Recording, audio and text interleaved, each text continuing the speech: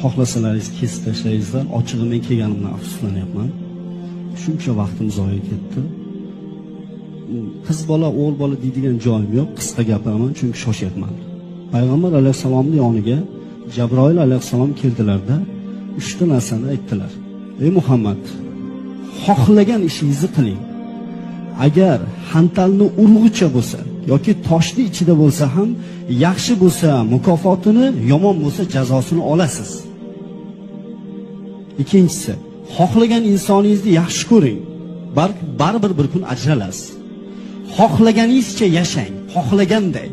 Fahshga botib yashaysanmi, zinoni targ'ib qilib yashaysanmi, avratingni ko'rsatib yashaysanmi, baribir bir kun o'lasan va Alloh taoloning oldiga borasan.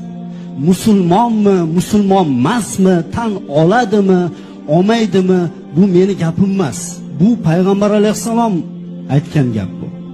O'zini musulmonman degan inson tilini tiyib, haddini bilib, hayosini joyiga qo'yib o'tirish kerak.